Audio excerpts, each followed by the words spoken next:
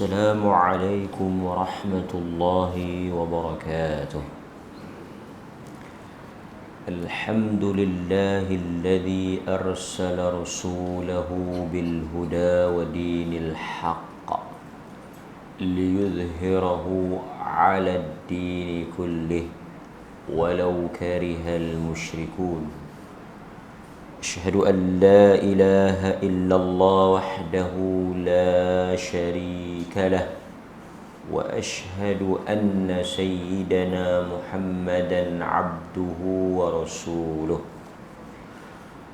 اللهم صل وسلم وبارك على سيدنا محمد وعلى آله وأصحابه ومن تبعهم بإحسان إلى يوم الدين. أما بعد. Muslimin, muslimat, hadirin, hadirat yang dirahmati oleh Allah Subhanahu wa taala. Segala puji kepada Allah. Hanya kepadanya kita memohon pertolongan. Hanya kepadanya kita bertaubat dan memohon keampunan. Hari ini seperti yang kita semua maklum, merupakan hari yang ke-17 Ramadan, yang mana 17 Ramadan ini ada beberapa peristiwa besar yang berlaku di dalam sejarah kehidupan Nabi sallallahu alaihi wasallam. Yang pertama, 17 Ramadan adalah salah satu daripada pendapat yang masyhur berlakunya nuzul Al-Quran. Maksudnya penurunan Al-Quran itu berlaku pada tanggal 17 Ramadan. Walau bagaimanapun, pendapat yang mengatakan turunnya 17 Ramadan itu adalah satu daripada beberapa pendapat yang lain. Kalau kita lihat di dalam buku-buku yang membincangkan tentang ulumul Quran, ilmu-ilmu yang berkaitan dengan Al-Quran, ada beberapa pandangan ataupun pandangan dan pendapat yang menyebut tentang tarikh turunnya Al-Quran. Salah satunya 17 itulah. Ada juga yang berpandangan 21. Ada juga yang berpandangan 24 Ramadan. Pandangan-pandangan ini berlaku kerana tidak ada suatu hadis yang jelaslah yang menyebut tentang turunnya Al-Quran. Walau bagaimanapun, Al-Quran itu memang turunlah. Itu satu benda yang pasti. Cuma tarikhnya itu diperselisihi di kalangan para ulama. Nuzul Al-Quran terbahagi kepada dua peringkat. Bila kita sebut turunnya Al-Quran, dia berlaku dua kali ataupun dua proses. Peringkat yang pertama, nuzul Al-Quran turun ataupun Al-Quran itu turun daripada sisi Allah di Lauh Mahfuz ke langit dunia di Baitul Izzah secara jumlatan wahidah, secara sekaligus, lengkap. Ini peringkat yang pertama. Dan inilah yang dikatakan ia berlaku pada malam Al-Qadar. Inna anzalnahu fi lailatul qadar. Sesungguhnya kami menurunkan Al-Quran. Kami, yakni Allah, turunkan Al-Quran pada malam Al-Qadar.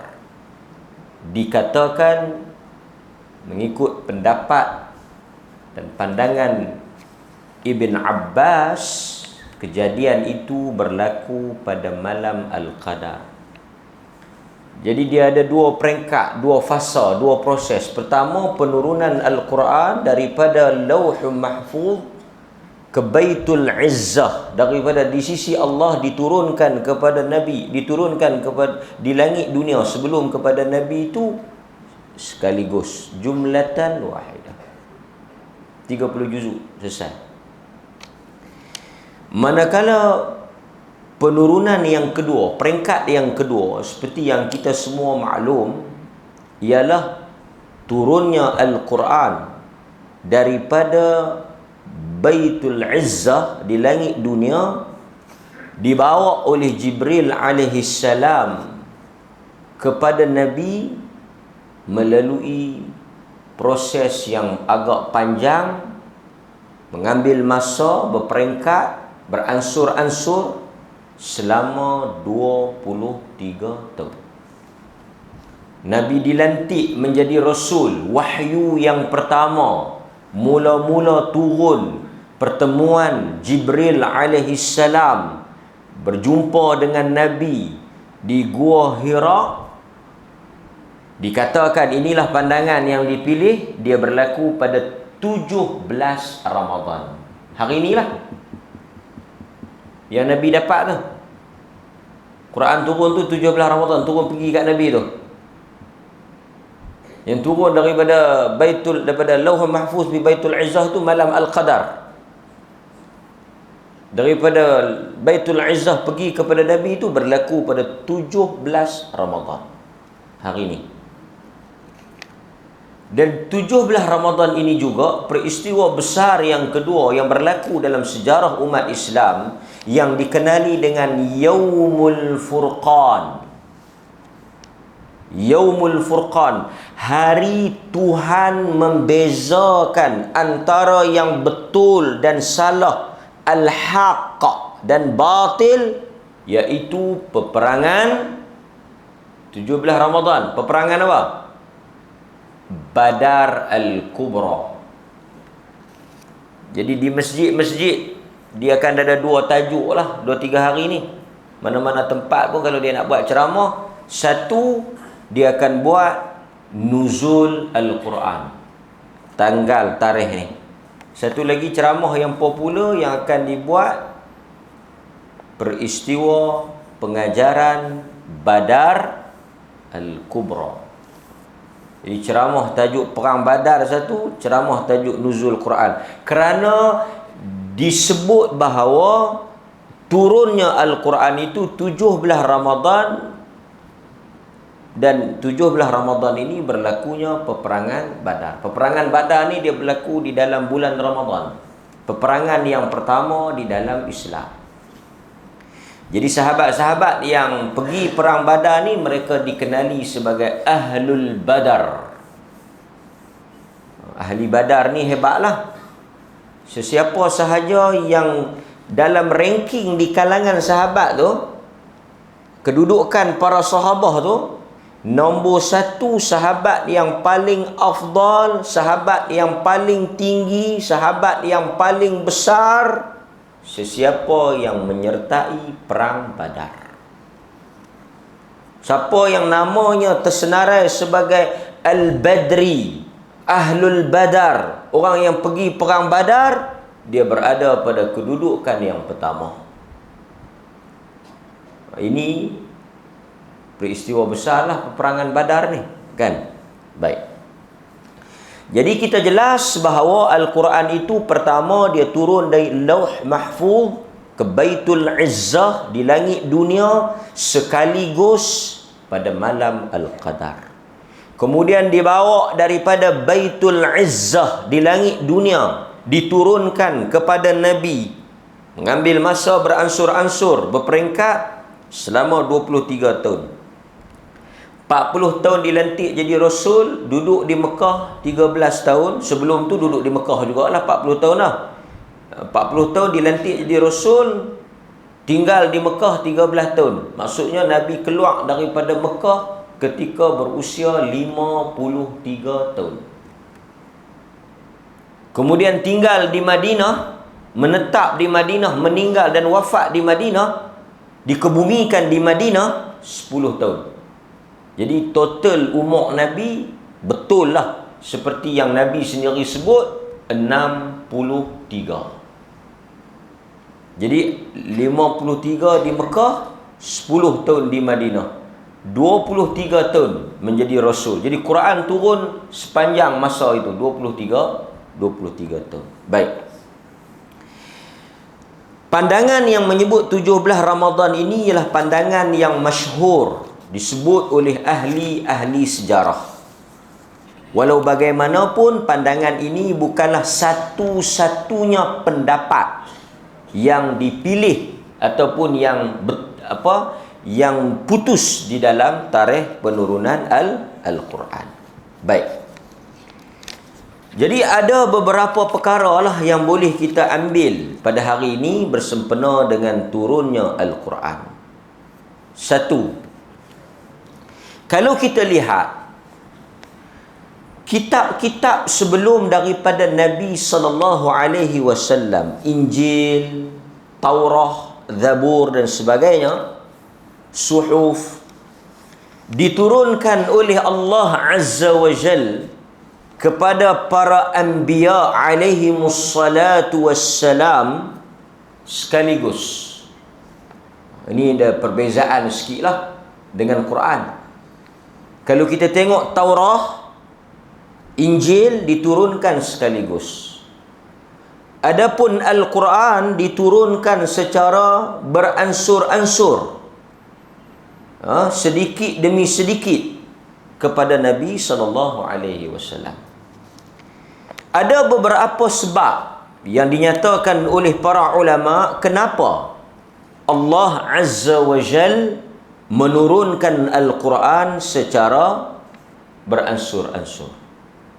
Sebelum saya sebut alasan itu, saya nak juga ingatkan tuan-tuan dan saya bahawa kita berbeza tarikh bila Quran turun. Ada 17, ada 21, ada 24 dan sebagainya. Tetapi kita tak berbeza bahawa Al-Quran itu turun pada bulan Ramadan. Jadi sebab itu bulan ini memang sinonim dan dekat dengan Al-Quran. Sebab itu kita tengok masyarakat kita malang dan amat teruklah orang yang bulan ni dia tak baca Quran. Bulan lain kalau dia balok baca Quran pun kita boleh faham lah. Tapi kalau main bulan puasa pun tak baca juga. Allah tak tahu bulan apa yang nak baca. Apatah lagi sekurang-kurangnya kalau boleh dalam bulan ini kita khatam. Usaha. Kerana ini bulan diturunkan Al-Quran. Hatta Nabi SAW dia sebut bahawa turunnya, sahabat cerita turunnya Jibril alaihissalam pada setiap tahun pada bulan Ramadan untuk tadarus. Jibril memilih dalam bulan-bulan yang ada itu, Jibril turun pada bulan Ramadan untuk bertadarus dengan Nabi pada setiap malam. Jadi sebab itu tuan-tuan, kesibukan kita, kekalutan kita, urusan kita jangan sampai menjauhkan kita daripada Quran. Yang lain tak tentu lagi. Sebab itu Nabi menyebut di dalam hadis yang diriwayatkan oleh Al-Imam Muslim, wal Qur'anu hujjatu laka aw 'alaika. Kita kadang-kadang sibuk macam-macam. Urusan-urusan kita banyak.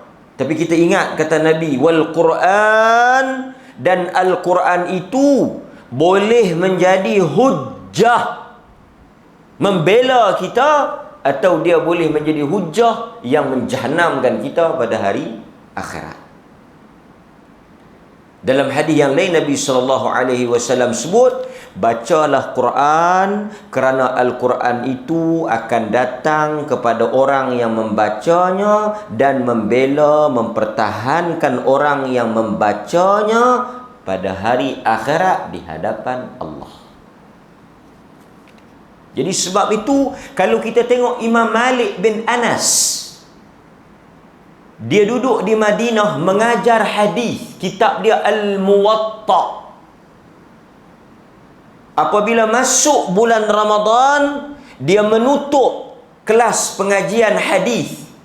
Dia tutup kelas Muwatta tu, dia fokus kepada baca Quran. Dia kata tutup hadis, kita baca Quran dalam bulan Quran diturunkan. Maka hadirin mukminin, ini antara benda yang patut kita tekankan, terutama kepada kita yang sudah menghampiri penghujung usia. Baik. Jadi Al-Quran ni kalau kita tengok, dia turun bulan Ramadan seperti yang disebut di dalam Al-Quran sendiri, syahrul Ramadan alladhi unzila fihi al-Quran hudal linnas. Dan kalau kita fikir dalam 12 bulan ni, kenapa Allah memilih Ramadan sebagai bulan yang dia turunkan padanya di dalamnya Al-Quran? Bahkan kalau kita tengok juga, Ramadan ni yang kita akan habis tak sampai berapa, ni dah 17, maksudnya kalau raya 21 kita ada lebih kurang 12 hari saja lagi. Ada lebih kurang 12 hari sahaja lagi jika kita raya pada hari 21 Jumaat tu kan. 12 hari ya tuan-tuan, artinya kita akan masuk 10 yang akhir lebih kurang 3 hari lagi, 2 hari lagi. Saya ingat hari Selasa, hari Rabu kita akan masuk. Hari ni 17, 18, 19, 20. Lagi 3 hari. Kita akan masuk 10 akhir. Wake up, bangun, bangkit.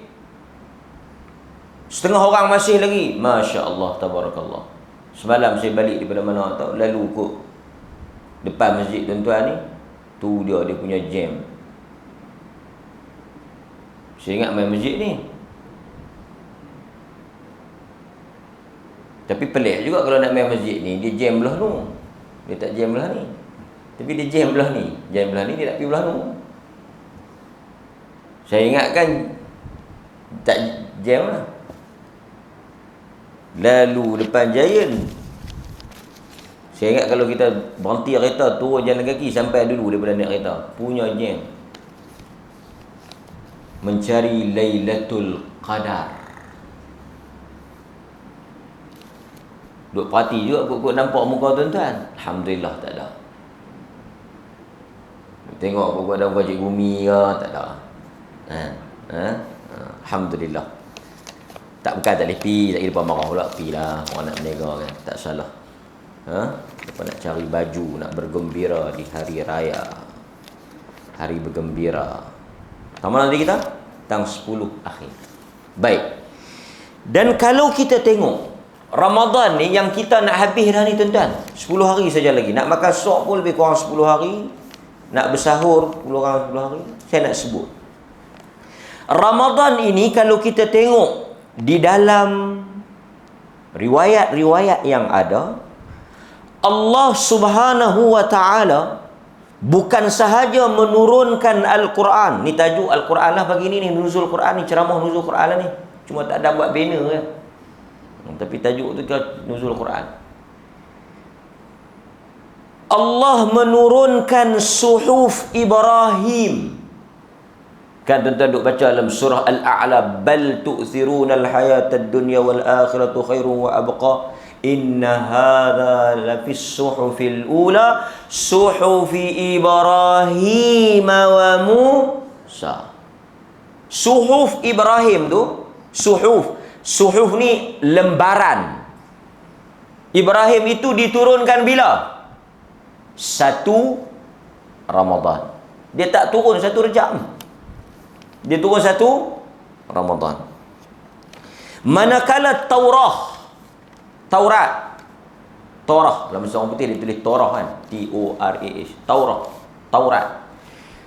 Taurat itu diturunkan pada 6 Ramadan. Ramadan juga Suhuf Ibrahim tadi 1 Ramadan. Taurat 6 Ramadan. Ramadan tu poin dia. Injil kepada Nabi Isa turun pada 13 Ramadan. Zabur turun bila? Zabur turun pada 18 Ramadan.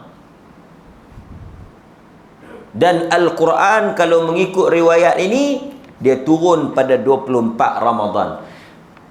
Hadis ini atau riwayat ini disebut oleh Imam Ahmad. Nabi kata Suhuf Ibrahim 1 Ramadan, Taurah 6 Ramadan, Injil 13 Ramadan, kan? Zabur 18 Ramadan, Quran 24 Ramadan. Semua kitab ini turun pada bulan Ramadan. Sebab itu kalau tidak ada kelebihan lain pada Ramadan, hanya kerana diturunkan Al-Quran, itu sahaja sudah cukup mengangkat kemuliaan Ramadan. Cukup. 12 bulan ni semua milik Allah. Dia boleh buat turun Safar, dia boleh buat turun sikit bulan, kitab tu bulan tu, kitab ni bulan ni, tapi dia memilih kesemuanya mesti diturunkan pada bulan Ramadan. Sebab itu Ramadan ini sangat rapat dengan Quran. Itu apa yang disebut oleh para ulama. Baik. Hadirin mukminin. Kalau kita tengok juga, oleh kerana Al-Quran ni diturunkan beransur-ansur, tadarrush.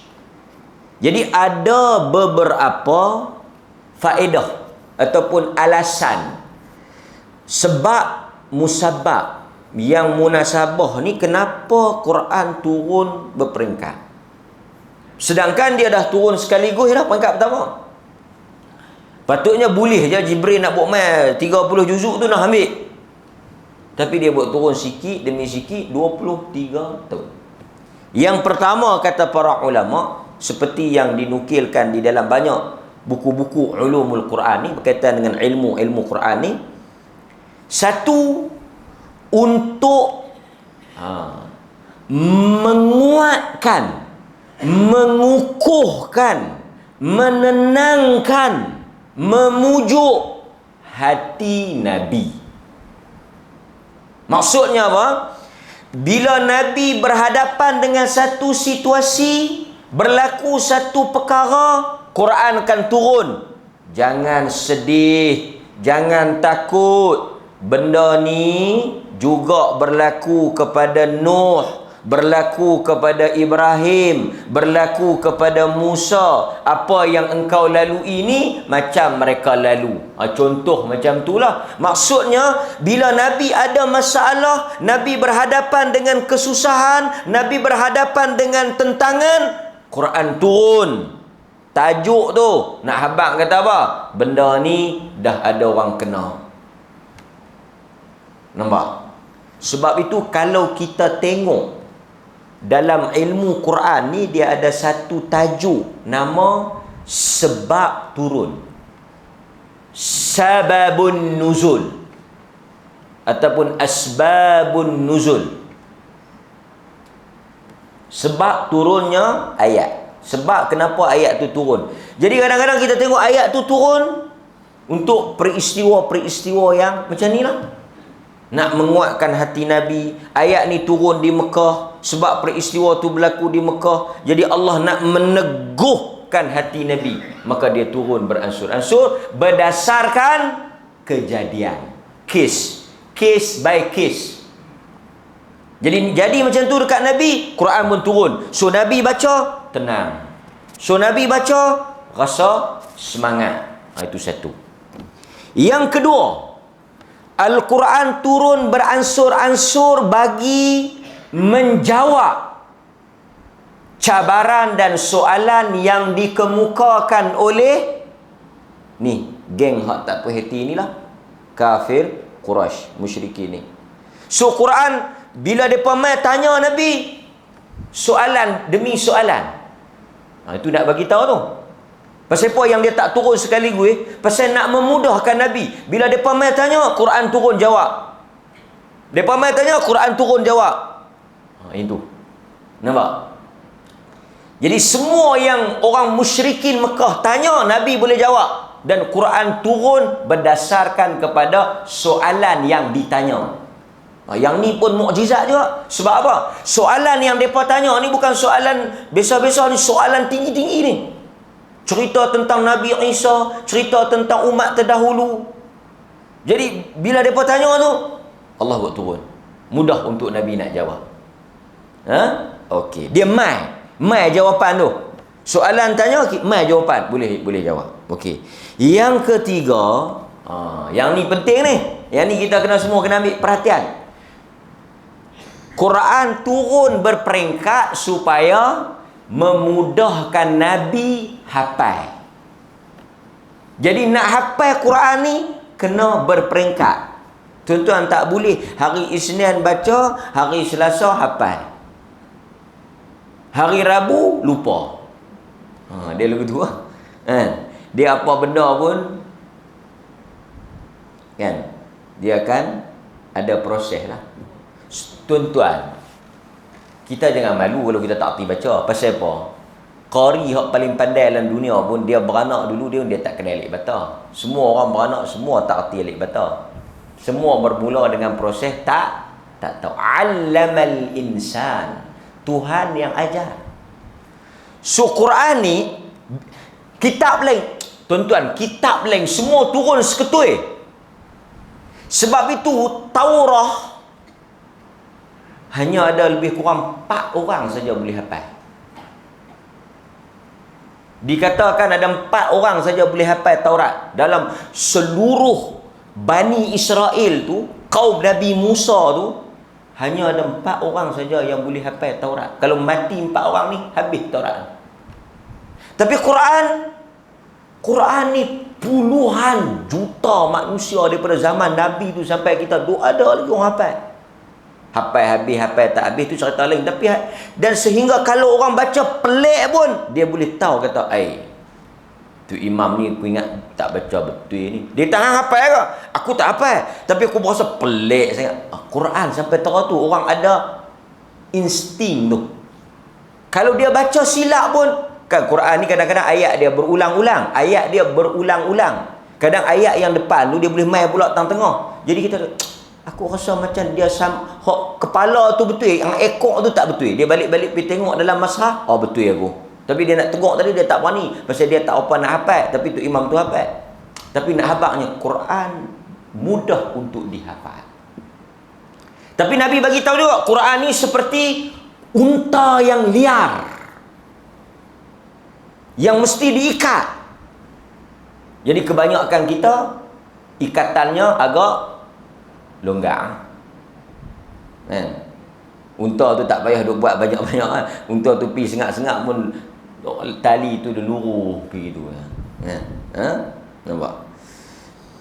Jadi Allah turunkan. Sebab itu dalam hadis Umar Al-Khattab, dia kata apa? Dia kata ta'allamu al-Quran khamsan. Kamu belajarlah Al-Quran itu 5 ayat demi 5 ayat. Satu masalah kita ni ajalah, dia kalut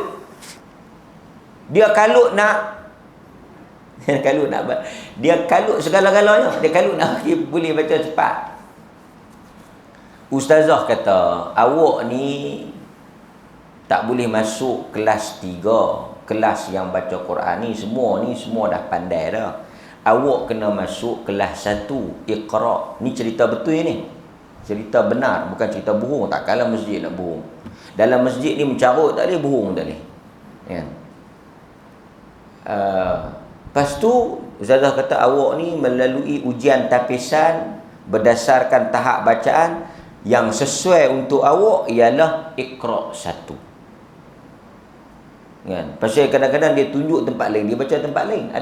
Dia boleh baca. Ada orang saya jumpa, dia boleh baca, tapi dia tunjuk lain, dia sebut lain. Hak sebut tu betul, tapi tempat dia tunjuk tu ayat lain. Ini menunjukkan mukjizat dia. Bukan mukjizat Nabi, mukjizat dia. Dia baca dia kata tolong cik Ustaz, anda nak baca. Kata tak apa, baca. Dia pun baca lah. Iza ja. Dia baca iza ja betul. Tapi dia tunjuk tentang wara'aitan nas. Ui, kita kata sakan ni. Tapi kita tak kata apa, kita kata bacaan betul. Tunjukkan kurang tepat. Tak apa, yang penting kira tunjuk ke kira baca? Baca. Tapi bila ustazah habaq kata pi turun kelas Iqra, dia pi tendang pintu. Pasal apa bagi saya Iqra? Ingat saya tak reti ya. Ini masalah sebahagian orang. Dia berasa dia reti, tapi dia tak tahu apa yang dia sebenarnya reti itu tak betul. Jadi dia berasa reti. Jadi bila ustazah tu kata pi kelas Iqra, dia tak mau. Kan? Ini masalah besar yang perlu dihadapi oleh kerajaan perpaduan pada hari ini. Kan? So Jibril kata ta'allamul Quran khamsan. Baca Quran 5. So kalau kita tahap kita Iqra, kita masuk kelas Iqra. Ba tak apa. Kan? Apa masalahnya? Dia kata bila nak habis? Saya dah 60 dah doa mati. Okay. Tak apalah. Kalau hang mati pun kira ada usaha hujah. Daripada hampir masuk kelas yang dah dewasa tapi baca silap. Kan? Seperti yang orang kita khatam lah buat. Ini satu benda yang saya rasa agak lari dari maksud tadarus. Tadarus itu daripada perkataan tafa'ala. Tafa'ala itu dalam bahasa Arab dia melibatkan dua pihak. Dia kena ada musyarakah, dia kena ada dua pihak yang saling berbuat perbuatan tu. Satu dia kata tadarasa ya tadarasu, tadarusan. Tafa'ala ya tafa'alu, tafa'ulan. Artinya dua pihak saling belajar. Pasal itu Nabi tak baca seorang-seorang, Jibril baca.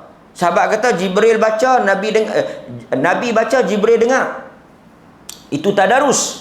Jadi bila kita tadarus, kita buat 5-6 orang, seorang baca, seorang dengar. Yang dengar tu mesti orang yang pandai sikit. Orang yang alim sikit. Itu baru tadarus. Belajar. Kita pergi tadarus ni, kita pergi belajar. Jadi kalau kita salah, orang lain boleh berbetul. Ni tak betul tadi hang baca panjang ni. Yang ni pendek ni. Dengung sikit, tebal sikit, nipis sikit. Itu baru tadarus.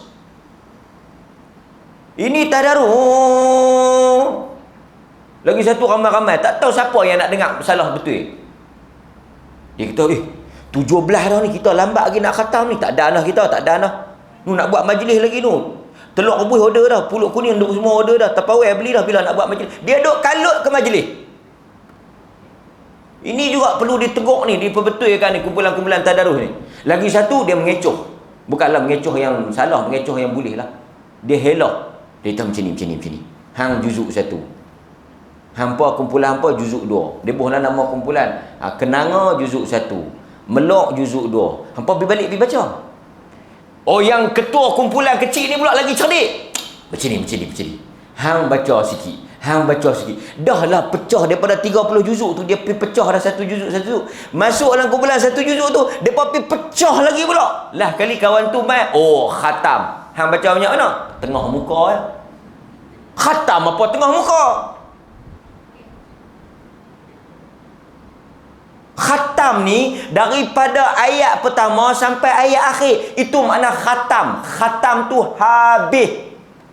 Maknanya kalau satu orang dia nak kata, saya khatam, saya telah habis baca daripada ayat pertama suratul Fatihah sampai surah An-Nas. Saya habis baca. Saya tu habis baca. Bukan kami. Kami habis baca. Ada lagi syok dia dia duduk ujung. Tak baca pun. Dia tunjuk ya. Dia khatam tunjuk. Ni pun ada macam-macam. Pasal apa? Pasal dia dah jadi, ni satu bahaya. Dia dah jadi budaya.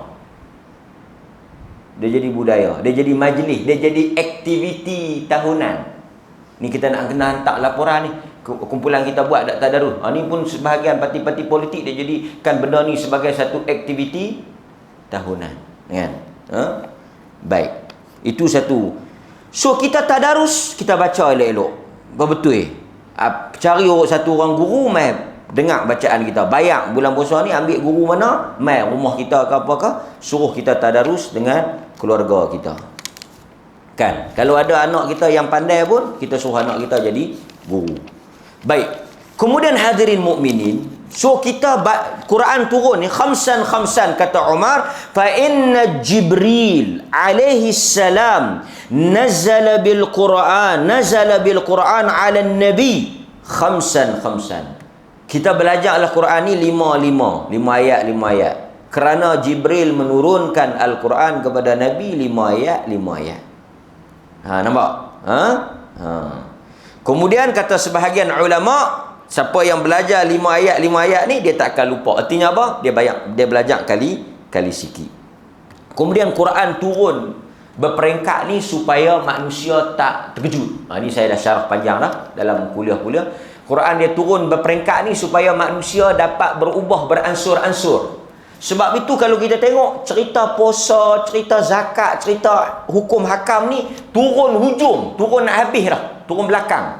Awal-awal tu semua cerita ayat-ayat berkaitan dengan tauhid, syurga, neraka. Kerana manusia ni dia perlu proses. Dia tak boleh turun sekaligus. Kalau turun sekaligus, hari tu tauhid, hari tu beriman kepada Allah, hari tu kena buang syirik, hari tu kena mayang, hari tu kena puasa. Macam mu'allaf lah, baru masuk Islam, kita ajak apa? Mula-mula kita ajak semayang 5 waktu dulu.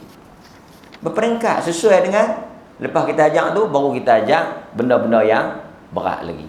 Ini kelas mu'allaf. Hari pertama mu'allaf tu mai. Hari pertama mu'allaf tu masuk Islam. Pakai pun selak pendek lagi. Okey, tajuk pertama kita ialah faraid.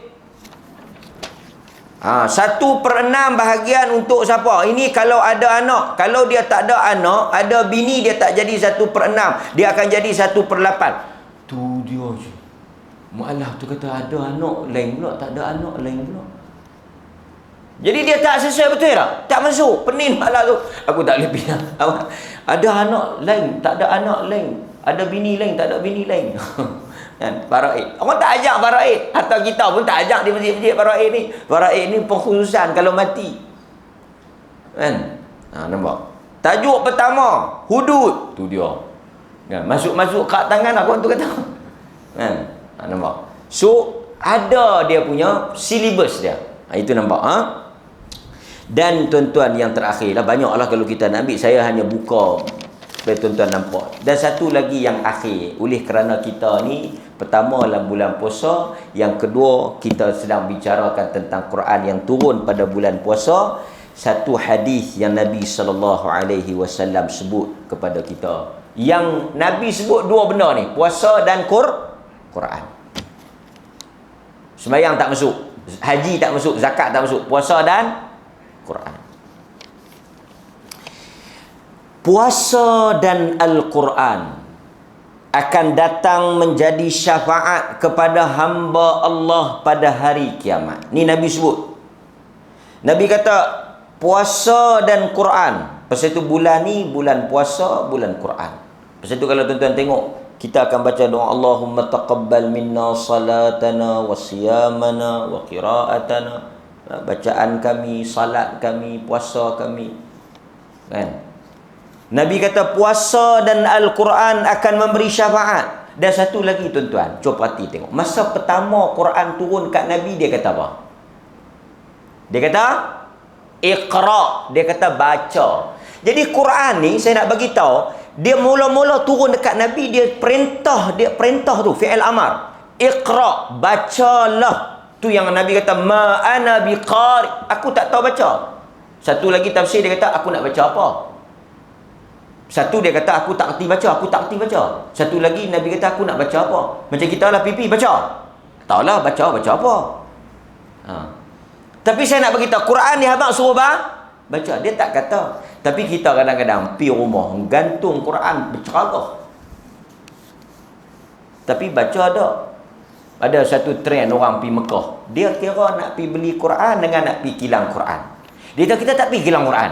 Kita tak pergi kilang Quran. Kilang Quran tak pergi ke? Oh, dia bersabuk semua pergi kilang Quran. Macam tak sah umrah kalau tak pergi kilang Quran.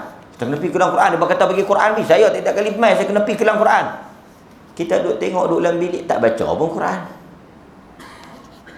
Tuan-tuan tak payah pergi Mekah lah ni. Nak pergi kilang Quran lah ni, tak payah pergi Mekah lah. pi Kuala Lumpur. Kuala Lumpur ada kilang Quran terbesar, nombor 2 terbesar dalam dunia.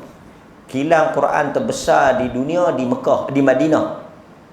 Kilang Quran terbesar yang kedua di dunia ada di Putrajaya. Jadi lepas ni tuan-tuan pergi payah lepas kata nak pergi Madinah tengok Quran, pergi Putrajaya, kan. Okey, pergi tengok, tangkap gambar, balik jangan baca. Kan? Dia lugu tu lah, beli Quran ni kecil. Saya kata, dia pergi kedai Quran, dia beli Quran kecil. Kita nampak lah. Saja beli. Kita, pasal tu kadang-kadang ada geng-geng yang duk buh dalam berita kan, Quran kecil. Quran ni lagi besar bagus lah, lagi kecil buat apa? Cuba duk pombang ambil kantor pula. Quran ni dibaca. Tengok, bila Jibril turun, Jibril kata baca. Jibril tak kata kat Nabi, gantung. Tak, Nabi kata ikhra, baca. So kita kalau kita betul-betul beradab dengan Quran, bukan gantung Quran, tapi baca Quran. Nampak? Kadang-kadang beli frame elok, mahal gantung. Kita tanya, ni ayat apa ni? Nampak elok. Dia tahu ayat apa tu. Dia sendiri pun tak tahu nak baca. Pasal tu kadang-kadang tulis di masjid, tulis. Orang tak tahu nak baca apa. Khat sampai orang tak boleh baca. Ramli baca bunyi apa? Syair. Sudin baca bunyi ni. Ada yang baca tak keluar bunyi langsung. Hak tu kita pi duk pombang, doa apa ni, ayat apa ni dia tulis bersimpul. Kan? Ini satu benda. Nabi kata Quran dan puasa akan datang pada hari kiamat. Dan Quran dan puasa. Tengok, puasa dulu. Ni yang tuan-tuan duk puasa ni, dia akan cakap. Puasa tuan-tuan ni dia akan cakap. Dia kata, ya Allah, aku tu puasalah, telah menghalangnya dari makan, telah menghalangnya dari minum, dan telah menghalangnya daripada melayani nafsunya pada siang hari. Maka aku pada hari ini akan mempertahankan dia. Tu puasa. Puasa kata, kita ni dia telah menyebabkan kita tak makan, tak minum dan tak bersama dengan isteri kita. Kan? Maka dia kata hari ni aku nak bela dia. Al-Quran pula datang. Aku telah menghalangnya tidur pada waktu malam kerana dia membacaku. Maksudnya kita tak tidur pasal baca Quran. Tak kira lah baca dalam semayang ke luar semayang ke. Maka hari ni aku akan membelanya. Nampak? Jadi tuan-tuan, kalau tuan-tuan malam-malam baca Quran, Quran akan mai. Tapi kalau malam-malam tuan-tuan pergi bersembang murung dengan kawan, kawan tak mai. Takkan kawan tu nak mai, ya Allah, dia tak tidur, dia bersembang dengan saya, minum kopi sampai ke 2 pagi. Hari ni saya nak datang tolong dia. Hang pun tak tentu lagi. Maka siapa yang kita bersama dengan dia, itu yang kita akan bangkit esok pada hari akhirat. Jadi mudah-mudahan puasa kita dah ada. Peringkat yang kedua Quran, hari ini nuzul Quran, kita mengambil pengajaran daripada turunnya Al-Quran kepada kita. Wassallallahu ala nabiyina Muhammad wa ala alihi wa sahbihi wasallam walhamdulillahi rabbil alamin. Wassalamualaikum warahmatullahi wabarakatuh.